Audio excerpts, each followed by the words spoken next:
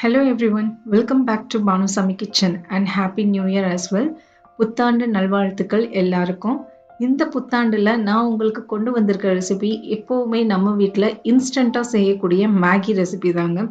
இந்த ரெசிபி வந்து நம்ம ஸ்ட்ரீட் ஸ்டைலில் எப்படி செய்யலான்றதை பார்க்கலாம். ரொம்ப ஈஸியாக இருக்கும். உங்கள் குழந்தைங்களுக்கு நீங்கள் நைட் டின்னருக்கு செஞ்சு தரலாம். எப்பயாவது செய்யுங்க, ஏன்னா ஹெல்த்தி கிடையாது. ஸோ எப்பயாவது செஞ்சு நம்ம சாப்பிடலாம். வாங்க இதை எப்படி செய்யலான்றதை பார்க்கலாம். வீடியோக்குள்ளே போகிறதுக்கு முன்னாடி மறக்காமல் சப்ஸ்கிரைப் பண்ணுங்கள் அண்ட் பெல் ஐக்கானை கிளிக் பண்ணுங்கள். எடுத்துக்கோங்க. அதில் 1லேருந்து 2 டேபிள் ஸ்பூன் அளவுக்கு எண்ணெயை சேர்த்துக்கோங்க. எண்ணெய் நல்லா சூடான பிறகு இதில் 2 மீடியம் சைஸ் வெங்காயத்தை நல்லா பொடிசாக நறுக்கி சேர்த்துக்கோங்க. வெங்காயத்தை ஜஸ்ட் ஒரு ஹை ஃப்ளேமில் 1 நிமிஷம் நல்லா வதக்கிக்கோங்க. வெங்காயத்தை பொன்னிறமாக்கணும்னு அவசியம் இல்லைங்க. ஜஸ்ட் ஒரு ஹை ஃப்ளேமில் 1 நிமிஷம் நல்லா வதக்கிக்கோங்க. ஒரு லைட் பிங்க் கலர் வந்தாலே போதும். பாருங்க, இப்போ நாம இதில் ஒரு அரை டீஸ்பூன் அளவுக்கு இஞ்சி பூண்டு விழுதை சேர்த்துக்கோங்க. நீங்க பூண்டை தட்டி கூட சேர்க்கலாம். நான் இங்கே அரை டீஸ்பூன் இஞ்சி பூண்டு விழுது சேர்த்துருக்கேன். சேர்த்துட்டு 1 நிமிஷம் நல்லா வதக்கிக்கோங்க. இப்போ நாம இதில் நமக்கு தேவையான அளவுக்கு காய்கறிகளை சேர்த்துக்கலாம். நான் வந்து கேரட்டு, பீன்ஸு, பட்டாணி சேர்த்துருக்கேன். நல்லா பொடிசாக கட் பண்ணி சேர்த்துக்கோங்க. நம்ம ஃப்ரைட் ரைஸ்லலாம் போடுவோம் பார்த்தீங்களா, அந்த ஷேப்பில் கட் பண்ணி சேர்த்துக்கோங்க. சேர்த்துட்டு நல்லா அந்த காய்கறிலாம் வெந்து வர அளவுக்கு நல்லா வதக்கிக்கோங்க. நீங்கள் எந்த காய் வேணாலும் சேர்க்கலாங்க. மோஸ்ட்லி இதில் கேரட், பீன்ஸ், பட்டாணி வந்து செம்ம டேஸ்ட்டாக இருக்கும்.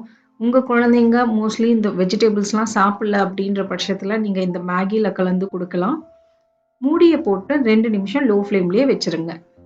2 நிமிஷத்துக்கு அப்புறம் ஓப்பன் பண்ணி பார்ப்போம். மோஸ்ட்லி காய் எல்லாமே வெந்திருக்கும். இதில் ஒரு பாதி தக்காளியை நான் சேர்த்துருக்கேன். ரொம்ப பெரிய தக்காளியாக சேர்க்காதீங்க. ஒரு சின்ன பாதி தக்காளியாக சேர்த்துக்கோங்க. தேவையான அளவுக்கு உப்பையும் சேர்த்துட்டு நல்லா வதக்கிக்கோங்க. பாருங்க, நல்லா 1 நிமிஷம் வதக்கிக்கோங்க. இப்போ நாம இதில் மேகியில் அந்த மசாலா பவுடர் கொடுத்துருப்பான் பார்த்தீங்களா, அதையும் நீங்கள் சேர்த்துக்கோங்க. நான் இங்கே 3 நூடுல்ஸ் செய்கிறேன். இது கூடவே காரத்துக்கு கொஞ்சமாக மிளகாய் தூள் சேர்த்துக்கோங்க. சேர்த்துட்டு நல்லா வதக்கிக்கோங்க. நீங்கள் எந்த மேகி வேணாலும் யூஸ் பண்ணலாங்க. நான் இங்கே கறி மசாலா எடுத்திருக்கேன், மேகி கறி மசாலான்னு சொல்லிட்டு.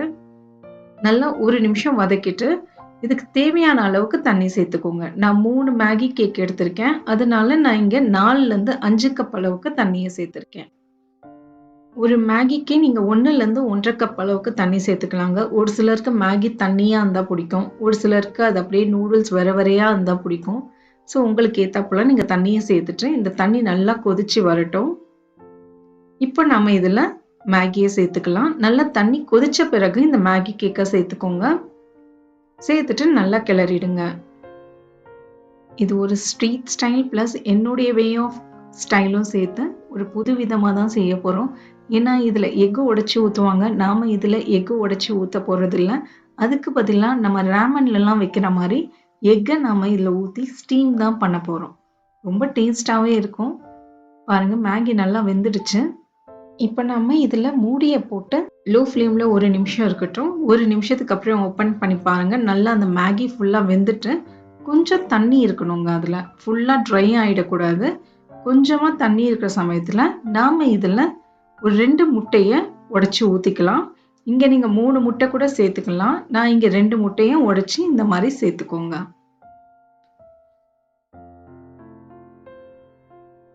முட்டையில் நம்ம கொஞ்சமாக பெப்பர் தூளும் கொஞ்சமாக உப்பையும் சேர்த்துக்கோங்க.